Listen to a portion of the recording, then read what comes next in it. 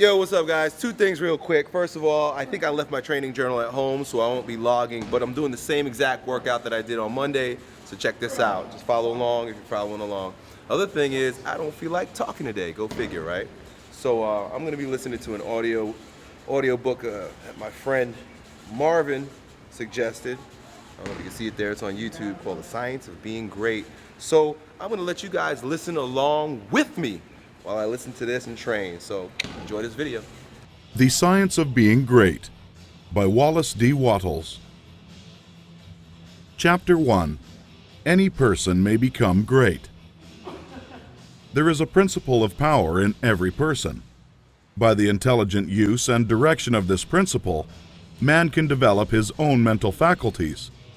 Man has an inherent power by which he may grow in whatsoever direction he pleases, and there does not appear to be any limit to the possibilities of his growth. No man has yet become so great in any faculty, but that it is possible for someone else to become greater. The possibility is in the original substance from which man is made. Genius is omniscience flowing into man.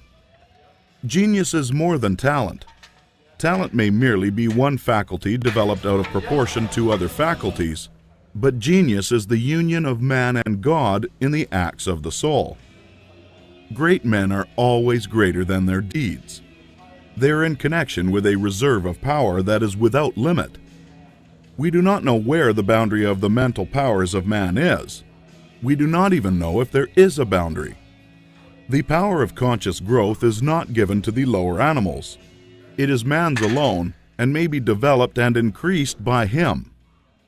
The lower animals can, to a great extent, be trained and developed by man, but man can train and develop himself. He alone has this power, and he has it to an apparently unlimited extent. The purpose of life for man is growth, just as the purpose of life for trees and plants is growth. Trees and plants grow automatically along fixed lines. Man can grow as he will. Trees and plants can only develop certain possibilities and characteristics. Man can develop any power, which is or has been shown by any person, anywhere. Nothing that is possible in spirit is impossible in flesh and blood. Nothing that man can think is impossible in action. Nothing that man can imagine is impossible of realization. Man is formed for growth, and he is under the necessity of growing. It is essential to his happiness that he should continuously advance. Life without progress becomes unendurable, and the person who ceases from growth must either become imbecile or insane. The greater and more harmonious and well-rounded his growth, the happier man will be. There is no possibility in any man that is not in every man. But if they proceed naturally, no two men will grow into the same thing or be alike. Every man comes into the world with a predisposition to grow along certain lines, and growth is easier for him along those lines than in any other way. This is a wise provision, for it gives endless variety. It is as if a gardener should throw all his bulbs into one basket. To the superficial observer, they would look alike, but growth reveals a tremendous difference. So of men and women. They are like a basket of bulbs. One may be a rose and add brightness and color to some dark corner of the world. One may be a lily and teach a lesson of love and purity to every eye that sees. One may be a climbing vine and hide the rugged outlines of some dark rock. One may be a great oak among whose boughs the birds shall nest and sing, and beneath whose shade the flock shall rest at noon. But every one will be something worthwhile, something rare, something perfect. There are undreamed of possibilities in the common lives all around us in a large sense. There are no common people. In times of national stress and peril, the cracker box loafers of the corner store and the village drunkard become heroes and statesmen through the quickening of the principle of power within them. There is a genius in every man and woman waiting to be brought forth. Every village has its great man or woman. someone to whom all go for advice in time of trouble, someone who is instinctively recognized as being great in wisdom and insight. To such a one, the minds of the whole community turn in times of local crisis. He is tactically recognized as being great. He does small things in a great way. He could do great things as well if he did but undertake them. So can any man, so can you. The principle of power gives us what we ask of it.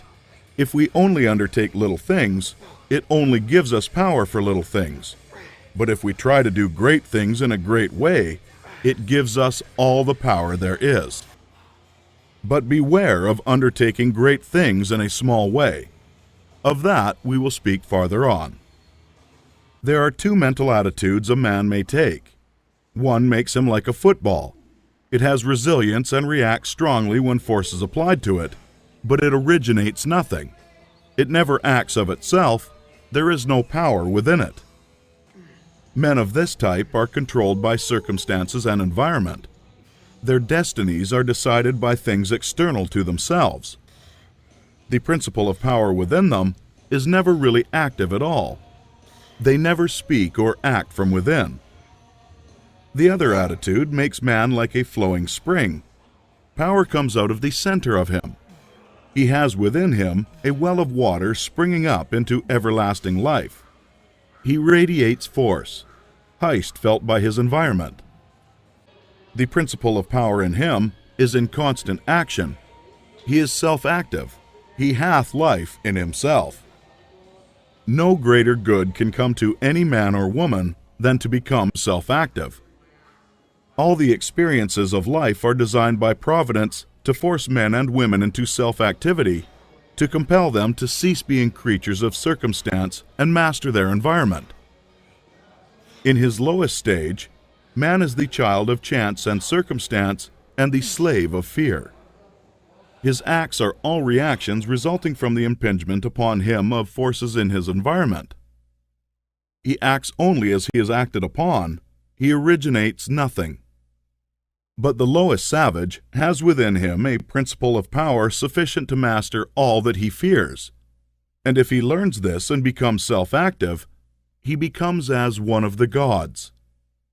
The awakening of the principle of power in man is the real conversion, the passing from death to life. It is when the dead hear the voice of the Son of Man and come forth and live. It is the resurrection and the life.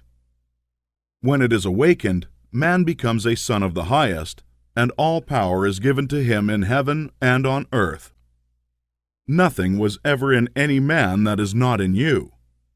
No man ever had more spiritual or mental powers than you can attain, or did greater things than you can accomplish.